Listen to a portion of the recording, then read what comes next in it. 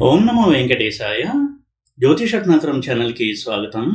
ఈ వీడియోలో నరేంద్ర మోదీ గారు 2025 సంవత్సరంలో రిటైర్ అవుతారా, ప్రధానమంత్రి పదవి నుంచి దిగిపోతారా, ప్రధానమంత్రి పదవికి రాజీనామా చేస్తారా, కొత్త ప్రధానమంత్రి రాబోతున్నారా, జ్యోతిషపరంగా ఎటువంటి ఇండికేషన్స్ ఉన్నాయి, ఇలాంటి విషయాల్ని తెలియజేస్తాను.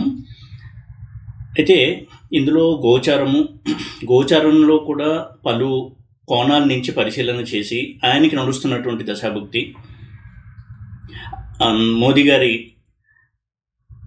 గోచారము, అలాగే వర్షఫల్, ఇవన్నీ పరిశీలన చేసి ఎటువంటి పరిణామాలు జరగబోతున్నాయి ఆయన యొక్క రాజకీయ జీవితంలో అనే విషయాన్ని నేను ఇక్కడ తెలియజేస్తాను. ఇది ఒక అస్ట్రాలజికల్ అనాలిసిస్గానే నేను చెప్తున్నాను. ఒక పొలిటికల్ పార్టీని క్రిటిసైజ్ చేయడానికో లేదా వ్యక్తిగతంగా ఒకరిని క్రిటిసైజ్ చేయడానికో కాదు. ఇలాంటివి తెలుసుకున్నప్పుడు మనకి ఎన్ని రకాలుగా ఎన్ని కోణాల్లో మనం పరిశీలన చేయొచ్చు, చేయడం ద్వారా ఒక ఈవెంట్ అనేది జరగడానికి ఎన్ని కారణాలు ఉంటాయి, ఎన్ని కోణాల్లో పరిశీలించాలి అని తెలియచేయాలనే ఉద్దేశంతో ఈ వీడియో నేను చేస్తున్నాను.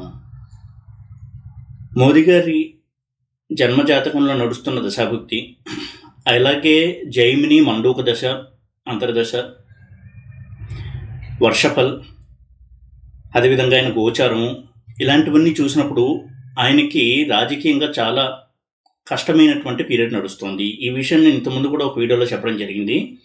అయితే రీసెంట్గా ఆర్ఎస్ఎస్ చీఫ్ మోహన్ భాగవత్ కూడా 75 ఏళ్ళు నిండిన తర్వాత రిటైర్ అవ్వాలి అనేటువంటి ఒక సూచన ఇవ్వడము, ఆ నేపథ్యంలో చాలా ప్రాధాన్యత సంతరించుకుంది మోదీ గారి రిటైర్మెంట్ గురించి. ఒక విధంగా చూసినట్టయితే మోదీ గారి ఆ చరిష్మా అది తగ్గేటువంటి ఒక పీరియడ్లో ఉన్నారు ఆయన. గోచారం కూడా అటువంటి గోచారమే నడుస్తుంది. ఆయన జన్మ లగ్నము వృశ్చికము, జన్మ రాశి కూడా వృశ్చికం. ఆయనకి వృశ్చికంలోనే చంద్రుడు ఉన్నాడు, కుజుడితో కలిసి చంద్రమంగళ యోగం లగ్నంలో ఉంది. ఆయనకి ఇప్పుడు నడుస్తున్న మహాదశ కుజ మహాదశ. అక్టోబర్ వరకు కూడా కేతు అంతర్దశ అనేది ఉంటుంది. ఇటువంటి మహాదశ అంతర్దశ కాంబినేషన్ ఉన్నప్పుడు ఏ విధమైనటువంటి ఫలితాలు ఉంటాయి, ఇదొక కారణం. అంటే ఎప్పుడు కూడా ఒక ఈవెంట్, బలమైనటువంటి ఒక ఈవెంట్ జరగడానికి ఒక్క కాంబినేషను, ఒక దశ కారణం అనేది ఎప్పుడు ఉండదు. ఈ కుజ కేతు కాంబినేషన్, అంటే కుజ మహాదశలో కేతు అంతర్దశ ఆయనకి ఎలా ఉంటుంది అనేది కనుక చూసినట్టయితే, కుజుడు లగ్న షష్టాధిపతి అయ్యాడు. లగ్నాధిపతిగా లగ్నంలో ఉండి రుచక యోగాన్ని, చంద్రమంగళ యోగాన్ని ఇస్తున్నాడు, ఆయనకి పదవిని ఇచ్చాడు. మూడోసారి ప్రధానమంత్రిగా ఎన్నికైనప్పుడు కూడా కొంతవరకు ఆయనకి రావాల్సినటువంటి ఆ మెజారిటీ కావచ్చు, చరిష్మా కొంత తగ్గినప్పటికీ కూడా పవర్లోకి రాగలిగారు. అయితే లగ్నాధిపతిగా కుజుడు బలమైనటువంటి రిజల్ట్స్ ఇచ్చినా కానీ షష్టాధిపత్యం కూడా ఉండడం అనేది ఇక్కడ గమనించాలి. ఇక నేను ఎప్పుడు చెప్పేటట్టుగా కారకాంశ లగ్నాన్ని పరిగణలోకి తీసుకోవాలి పదవికి సంబంధించినటువంటి అనాలిసిస్ చేసేటప్పుడు. ఆయన కారకాంశ లగ్నము ధనస్సు. ఇప్పుడు నడుస్తున్నటువంటి దశ అంతర్దశ కుజ మహాదశలో కేతు అంతర్దశ. కుజుడు ధనస్సు నుంచి 12వ ఇంట్లో ఉన్నాడు, కేతువు ధనస్సు నుంచి 10వ ఇంట్లో ఉన్నాడు ఆయన యొక్క జన్మజాతకంలో. అంటే కారకాంశం నుంచి 10వ ఇంట్లో ఎప్పుడైతే క్రూరగ్రహమైనటువంటి కేతువు ఉన్నాడో, ఆల్ ఆఫ్ ఏ సడన్ ఒక కుదుపు అనేది ఉంటుంది ఆయన యొక్క పదవికి. అలాగే కుజుడు వ్యయంలో ఉన్నాడు ధనస్సు నుంచి. ఈ రెండు కూడా కొంతవరకు ప్రతికూల పరిస్థితులే ఆయనకి. బహుశా ఎవరు కూడా ఊహించుండరు మోదీ గారికి ఇటువంటి ఒక క్రైసిస్ అనేది వస్తుంది అని. అటువంటి క్రైసిస్ నేను ఫేస్ చేస్తారు. ఆయనకి ఇష్టం ఉన్నా లేకపోయినా ఆయన దిగాల్సి వచ్చేటువంటి పరిస్థితులు నెలకొంటాయి. కేతు ఇప్పుడు కూడా సడన్ అన్ఎక్స్పెక్టెడ్ ఈవెంట్స్ ఇచ్చేటువంటి ప్లానెట్. ఇక జైమిని మండూక దశ చూస్తే, జైమిని సిస్టంలో చాలా దశలు ఉంటాయి. అవన్నీ కూడా రాశి దశలు. పరాశర సిస్టంలో ఎలా అయితే గ్రహ దశలు ఉంటాయో, జైమిని సిస్టంలో రాశి దశలు ఉంటాయి. అందులో మండూక దశ అనేది కెరియర్ని సూచించేటువంటి దశ ప్రధానంగా. ఆయనకి మండూక దశ ఇప్పుడు కన్య మహాదశలో మిథున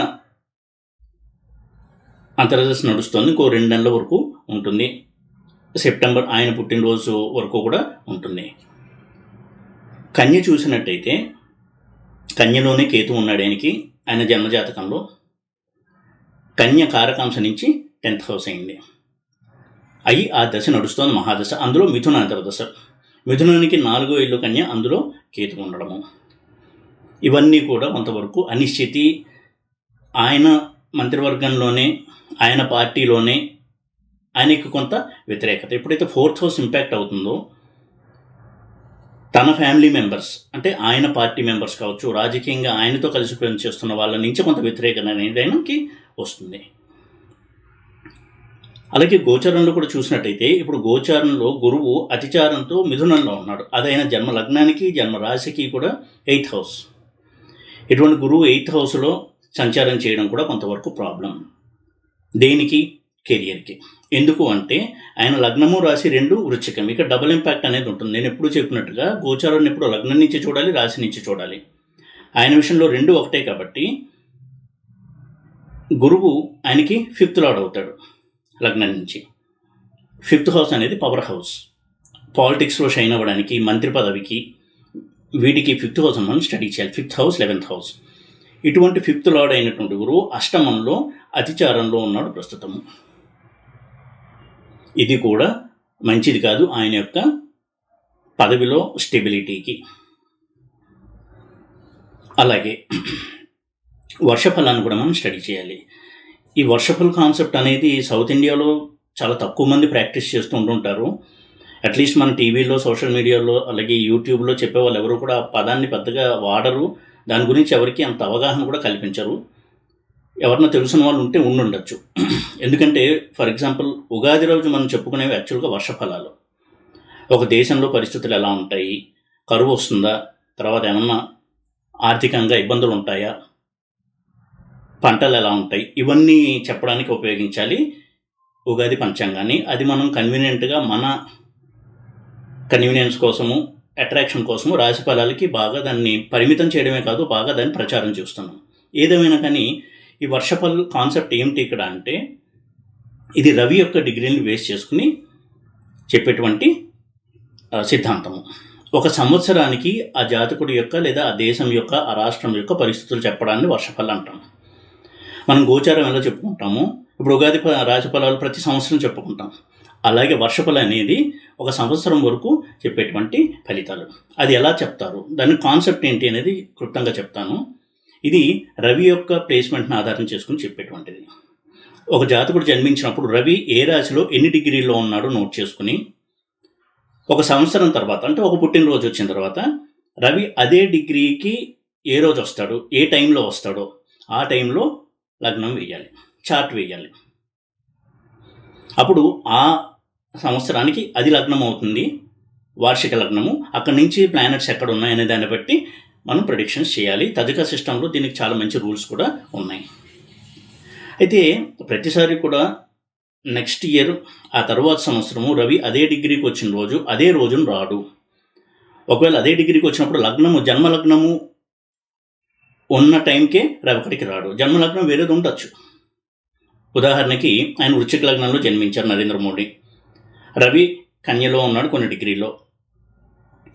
నెక్స్ట్ ఇయర్ వచ్చినప్పుడు అదే డిగ్రీకి వచ్చినప్పుడు వృశ్చికమే లగ్నం ఉండాలని లేదు, ఇంకొక లగ్నం ఉండొచ్చు. అటు ఇటు మారుతూ ఉంటుంది. అలా ప్రతి సంవత్సరం కూడా ఆ విధంగా రవి యొక్క డిగ్రీని బట్టి మనం చార్ట్ వేసినట్టయితే ఆ చార్ట్ నుంచి చెప్పే ఫలితాలు ఫలితాలు. వర్షం అంటే సంవత్సర ఫలితాలు. ఈ వర్షఫలం అనేది చాలా చాలా మంచి క్లూస్ ఇచ్చేటువంటి సిస్టము. ఒక ఈవెంట్ జరిగేటప్పుడు ఒక దశాభుక్తి నడుస్తోంది, గోచారంలో ప్లానెట్స్ ఒక పొజిషన్లో ఉన్నాయి, దాని యొక్క మైన్యూట్ డీటెయిల్స్ని మనకు అందిస్తుంది వర్షఫలం. అయితే ఇక్కడ ఈయనకి ఈసారి అంటే 74వ పుట్టినరోజు ఎప్పుడైతే వచ్చిందో 2025లో 75 కంప్లీట్ అవుతాయి. అంటే 74 కంప్లీట్ అయ్యి 75 ఎప్పుడైతే స్టార్ట్ అయిందో ఆయన వర్షఫలం వేసినప్పుడు జన్మలగ్నము, వర్షఫల లగ్నము రెండూ కూడా వృశ్చికమే అయ్యాయి. ఇది చాలా సంవత్సరాలకు ఒకసారి జరుగుతూ ఉంటుంది. అలా కోయిన్సైడ్ అవ్వడం అనేది చాలా కష్టము. అలా కోయిన్సైడ్ అయితే అంటే జన్మలగ్నము, ఈ సంవత్సరం వర్షఫల లగ్నము రెండూ ఒకటైతే దానికి ద్విజన్మ లగ్నము అని పేరు. అలా ద్విజన్మ లగ్నం వచ్చినప్పుడు ఆ సంవత్సరం జాతకుడు ఊహించని ఫలితాలను ఎదుర్కొంటాడు. అప్స్ అండ్ డౌన్స్ ఎక్కువ ఉంటాయి, క్రైసిస్ని ఫేస్ అవుతాడు, జీవితంలో అనుకోని మలుపులు అనేవి తిరుగుతూ ఉంటాయి. ఈ విధంగా ఆయనకు వర్షఫలం కూడా కొంతవరకు ఆయన జీవిత గమనాన్ని మార్చేటువంటి ఫలితాలని సూచిస్తోంది. మేబీ ఆయన ఇంకెక్కువగా స్పిరిచువల్ లైఫ్ లీడ్ చేస్తారు అని అనుకోవచ్చు. ఆధ్యాత్మిక సాధన వైపు ఆయన శేష జీవితాన్ని మళ్లించవచ్చు. పాలిటిక్స్లో ఉండొచ్చు, కానీ ఇలాగ ప్రభావితం చేసేటువంటి ప్రధానమంత్రి పదవిలో ఉండకపోవచ్చు. ఈ విధమైనటువంటి జీవితంలో కొత్త డైరెక్షన్ని చూపిస్తుంది ఈ ద్విజన్మ లగ్నము అనేది. ఈ రకంగా చూసినప్పుడు కూడా కొంతవరకు ఆయనకి రాజీనామా చేయాల్సిన పరిస్థితి వస్తుంది అని అనుకోవాలి. అలాగే ఈ యాన్యువల్ హారోస్కోప్ వేసినప్పుడు, ప్రతి సంవత్సరం వేసేటువంటి ఈ హారోస్కోప్ వేసినప్పుడు ఆయనకి ఈ లగ్నం కూడా ఎప్పుడైతే వృశ్చికం అయిందో, ద్విజన్మ లగ్నం అయిందో, కుజుడు 8వ ఇంట్లో ఉన్నాడు ఈ వర్షఫలంలో. అంటే లగ్నాధిపతి అష్టమంలో మిథునంలో ఉన్నాడు. అది కొంతవరకు వివాదాలు, కాంట్రవర్సీస్, కొంత ఘర్షణ వైఖరి, సమస్యల్లో ఇరుక్కోవడము, కొంత వాదోపవాదాలు ఇది సూచిస్తుంది కుజుడు యొక్క ప్లేస్మెంట్. అలాగే వృశ్చికం నుంచి థర్డ్ లార్డ్ అయినటువంటి శని 4వ ఇంట్లో వక్రించి ఉన్నాడు. థర్డ్ లార్డ్ అంటే తన కొలీగ్స్తో సంబంధాలు, తన పార్టీ వ్యక్తులతో, మంత్రులతో కావచ్చు, సహచరులతో వివాదాలు, వాళ్ళ నుంచి కొంత వ్యతిరేకత, కొంత ఒక వర్గము ఆయన వ్యతిరేకించే వర్గం ఉండడము, మీడియా నుంచి కొంత వ్యతిరేకత, ఇలాంటివి కూడా ఎదుర్కొనే పరిస్థితి ఉంటుంది. ఆయన కావాలి, పదవిలో ఇంకా కొనసాగాలనేటువంటి వర్గం ఎంత ఉంటుందో, ఆయన కొనసాగకూడదు అనేటువంటి వర్గానికి కూడా బలం చేకూరుతుంది. కొన్ని ఇంపార్టెంట్ పాయింట్స్ని ఇక్కడ నేను టచ్ చేస్తున్నాను. అలాగే ఉగాది పంచాంగం చూసుకుంటే చైత్ర శుక్ల పాడ్యమి రోజు ఎప్పుడైతే న్యూ ఇయర్ స్టార్ట్ అయిందో దాని ప్రకారం కూడా సింహలగ్నం అయింది. భారతదేశాన్ని చూసినట్టయితే ఎప్పుడైతే సింహలగ్నము ఈ వార్షిక లగ్నం అయిందో, అంటే ఉగాది నాడు వేసినటువంటి టైంకి పాడ్యం ఎప్పుడు స్టార్ట్ అయిందో అప్పుడు లగ్నం వేస్తే సింహలగ్నం అయింది. లగ్నానికి 8వ ఇంట్లో చాలా గ్రహాలు ఉన్నాయి. ఇప్పుడు ఉగాది రోజునే సింహలగ్నానికి అష్టమాధిపతి అయినటువంటి గురువు రాజ్యంలో, అంటే 8th లార్డ్ 10th లో ఉన్నాడు. 10th లార్డ్ అయిన శుక్రుడు 8th లో ఉన్నాడు. ఇది దేశంలో ప్రభుత్వానికి కొంత అలజడిని కలిగించేటువంటి ఒక ప్లేస్మెంట్, అస్థిరతని కలిగిస్తుంది. గవర్నమెంట్ మార్పు ఉండొచ్చు, లేదా దేశాధ్యక్షుడు మారడము, ఇలాంటి సంఘటనలు జరగడానికి అవకాశం ఉంటుంది. ఇక గోచారం విషయానికి వచ్చినట్టయితే ప్రస్తుతం శని మీనంలో వక్రించి సంచారం చేస్తున్నాడు. ఆయన జన్మలగ్నము, జన్మరాశి చూసినట్టయితే వృశ్చికం నుంచి 5వ ఇంట్లో శని యొక్క గోచారము. ఇది పదవికి అంత పాజిటివ్గా ఉండేటువంటి సపోర్టివ్ గోచారం కాదు. అయితే ఆయన జన్మజాతకంలో మీనంలో రాహు ఉన్నాడు. రాహు ఉన్న రాశి, జన్మంలో రాహు ఉన్న రాశి నుంచి శని సంచారం చేసిన, జన్మంలో శని ఉన్న రాశి నుంచి రాహు సంచారం చేసిన, కేతు సంచారం చేసిన కొంత ప్రతికూల ఫలితాలు అనేవి ఉంటాయి. అది ఏ హౌస్ అనే దాన్ని బట్టి. ఇక్కడ అది 5th హౌస్ అయిందంటే ఆయన అధికారానికి కొంత ప్రాబ్లం ఉంటుంది. అలాగే కేతు సింహంలో సంచారం చేస్తున్నాడు. ఆయన జన్మజాతకంలో శని సింహంలో ఉన్నాడు. జన్మజాతకంలో శని ఉన్నట్టుంటే సింహరాశి నుంచి ఎప్పుడైతే కేతు సంచారం చేస్తాడో ఆయన కొంత వ్యతిరేకతని కూడగట్టుకుని పదవి నుంచి దిగిపోవాల్సిన పరిస్థితి వస్తుంది. ఇంకొకటి రాహు గోచారం. రాహు ఇప్పుడు కుంభంలో సంచారం చేస్తున్నాడు. ఆయనకి జన్మజాతకంలో కుంభంలో గురువు ఉన్నాడు వక్రించి. గురువు వృశ్చిక లగ్నానికి 5th లార్డ్. ఇక్కడ కూడా పవర్ హౌస్కి లార్డ్ గురువు. అటువంటి గురువు ఉన్నటువంటి కుంభరాశి నుంచి రాహువు సంచారం చేస్తున్నాడు. అది వక్ర గురువు ఉన్నటువంటి కుంభరాశి నుంచి. ఇది కూడా కొంతవరకు పదవికి గండాన్ని ఇచ్చేటువంటి ఒక ట్రాన్సిట్ గోచారము. ఈ విధంగా ఇన్ని కోణాల్లో కూడా ఆయన వ్యతిరేక పరిస్థితుల మధ్య ప్రస్తుతము ఉన్నారు. ఏదేమైనా ఇంకొక 2 సంవత్సరాల కనుక చూసినట్టయితే 2027 ఎండ్ వరకు కూడా ఆయనకి రాజకీయంగా ప్రతికూల పవనాలే ఎక్కువగా వీస్తూ ఉంటాయి.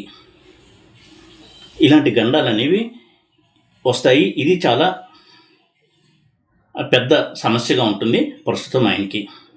ఆయనకున్నటువంటి గ్రహబలాన్ని కనుక చూసినట్టయితే పరాశర వింశోత్తరి దశాభుక్తి, జైమిని మండూక దశాభుక్తి, గోచారము, వర్షఫలము ఇవన్నీ కనుక చూసినట్టయితే కొంతవరకు ఆయనకి పదవి నుంచి దిగిపోవాల్సినటువంటి పరిస్థితులు వస్తాయి అని అనుకోవచ్చు. దానికి ఎక్కువగా ఛాన్సెస్ అనేవి ఉన్నాయి. అయితే ఆ తర్వాత ఆయన కొంత స్పిరిచువల్ లైఫ్ లీడ్ చేయడానికి అవకాశాలు ఎక్కువగా ఉన్నాయి. ఇక ఎవరు కొత్త బీజేపీ ప్రెసిడెంట్ అవుతారు అనే విషయంలో కూడా యాక్చువల్గా చెప్పాలి అంటే ఆ క్యాండిడేట్స్ యొక్క హారోస్కోప్స్ మన దగ్గర ఉండాలి, కరెక్ట్ డేటా ఉండాలి. ఫర్ ఎగ్జాంపుల్ సంజయ్ జోషి అను, ధర్మేంద్ర ప్రధాన్, ఇలా చాలా పేర్లు వినిపిస్తున్నాయి. అవి చెప్పాలంటే వాళ్ళు కరెక్ట్ డేటాతో ఉన్నటువంటి హారోస్కోప్స్ కావాలి. కానీ ఈయనకి ఆ విషయంలో కూడా కొంత అసంతృప్తి అనేది ఉంటుంది. ఈయన ఎన్నుకున్నటువంటి వ్యక్తి అయ్యేటువంటి అవకాశాలు ఉండవు. ఇక్కడ ఈ 8th హౌస్ ఇవి చాలా యాక్టివ్గా ఉన్నాయి కాబట్టి డిసప్పాయింట్మెంట్ అనేది ఉంటుంది అటువంటి విషయంలో కూడా. అయితే అమిత్ షా, యోగి ఆదిత్యనాథ్ వీళ్ళ పేర్లు ఎక్కువ వినపడుతున్నాయి. అంటే మోడీ తర్వాత యోగి అని. కానీ వారి వ్యక్తిగత జాతకాలు కూడా అంత బలంగా లేవు. ఇప్పుడు ఉన్నటువంటి గ్రహస్థితి కావచ్చు, ఇప్పుడున్న పీరియడ్. వారిద్దరూ కూడా ఆయన రీప్లేస్ చేసేటువంటి ప్రధాని అవరు అట్లీస్ట్ ఈ సంవత్సరం కనుక ఆయన దిగిపోతే. అయితే వాళ్ళ చార్ట్స్ని ఎక్స్ప్లెయిన్ చేయాలి అంటే అది చాలా నిడివి ఎక్కువ అవుతుంది. చార్ట్స్ చూపించి ఎక్స్ప్లెయిన్ చేయాల్సి వస్తుంది. బట్ వారిద్దరికీ కూడా అంత స్ట్రాంగ్ పీరియడ్ అయితే నడవట్లేదు ఈయన్ని రీప్లేస్ చేయడానికి ప్రైమ్ మినిస్టర్గా. కొంతమంది చార్ట్స్ బలంగా ఉన్నాయి. నితిన్ గడ్కరీ ఇటువంటి వాళ్ళ చార్ట్స్ కొంత స్ట్రాంగ్గా ఉన్నాయి. ఇప్పుడు అటువంటి మంచి పీరియడ్ కూడా నడుస్తుంది. But Nitin Gadkari prime minister అవుతారు తర్వాత అని చెప్పడానికి కూడా మనకి ఈ డేటా అనేది సరిపోదు. ఎప్పుడు కూడా అటువంటివి చెప్పాలంటే ఎంతమంది పోటీ పడుతున్నారో వాళ్ళందరినీ స్టడీ చేసి మనం చెప్పాల్సి ఉంటుంది. ఏదేమైనా కానీ ఇది చాలామందికి డిసప్పాయింట్మెంట్ కలిగించేటువంటి ఒక అంశం అవుతుంది మోదీ గారు రిజైన్ చేయడం అనేది. కానీ ఆయన రిజైన్ చేసి దిగిపోవడానికి అవకాశాలు ఎక్కువగా కనపడుతున్నాయి జ్యోతిషపరంగా ఎన్ని కోణాల్లో మనం పరిశీలన కనుక చేసినట్టయితే. ఈ వీడియో కనుక మీకు నచ్చినట్టయితే లైక్ చేసి, షేర్ చేసి, సబ్స్క్రైబ్ చేయండి. ఓం నమో వెంకటేశాయ.